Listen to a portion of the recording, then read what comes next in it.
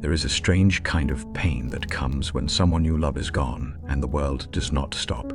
The sun still rises, people still go to work, shops still open, cars still up and by, and somehow life keeps moving forward, even though your heart feels like it stayed behind. You wake up one morning and for a brief moment, everything feels normal. Then it hits you. They are still gone, and nothing you do seems to make that reality lighter.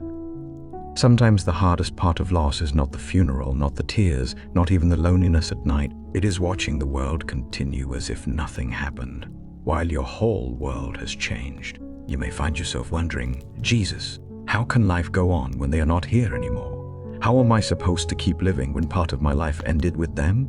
Jesus understands this kind of grief. He knows what it means to love deeply.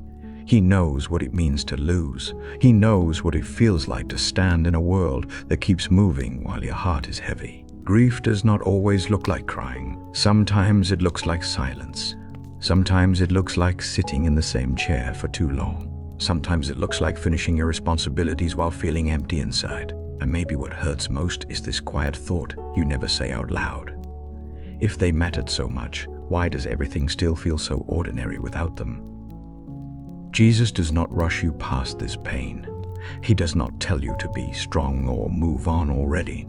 He walks with you through these strange days after loss. The days when nothing is dramatic, but everything feels heavy. You might notice small moments that reopen the wound. A chair that stays empty, a phone that no longer rings, a habit you shared that suddenly belongs only to you. These moments can make you feel alone, even when people are around. And sometimes you wonder if anyone truly understands how deep this loss still feels. Jesus sees the grief you carry quietly. He sees the way you keep going even when your heart is tired. He sees the way you show up for others while carrying your own sorrow.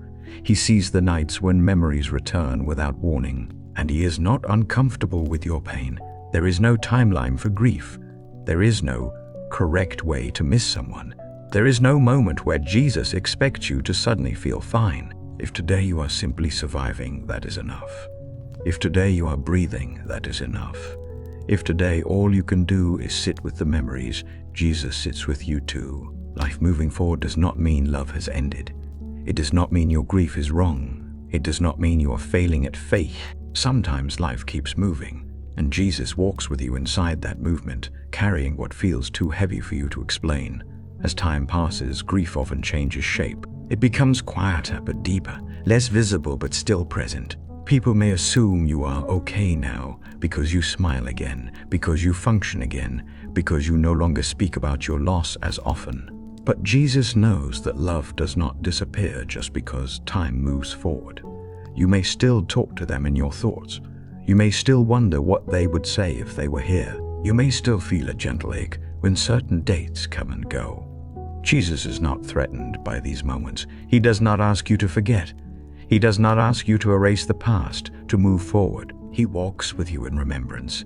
There may be days when you feel guilty for laughing again. Days when you wonder if moving forward means leaving them behind. Days when you question whether it is okay to build a life that looks different now. Jesus reminds you, gently, that continuing to live does not dishonor love, it honors it. The love you shared shaped who you are. The memories you carry are part of your story. And Jesus holds both your past and your future with care. There will be moments when grief returns unexpectedly, not because you are weak, but because love was real. Jesus does not disappear when those moments come. He does not step back when the ache resurfaces. He remains steady, patient, and close. Sometimes healing does not mean the pain disappears. Sometimes healing means you are no longer alone in it. You may not have answers for why they were taken. You may not understand why your life had to change this way. Jesus does not always explain, but he stays. And there is comfort in knowing that the one who walks with you today is the same one who holds the ones you love beyond this life. You are allowed to grieve. You are allowed to miss them. You are allowed to keep living.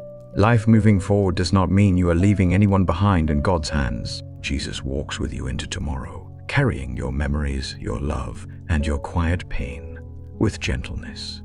If today feels ordinary and heavy at the same time, Jesus understands. If today feels like survival more than joy, he stays.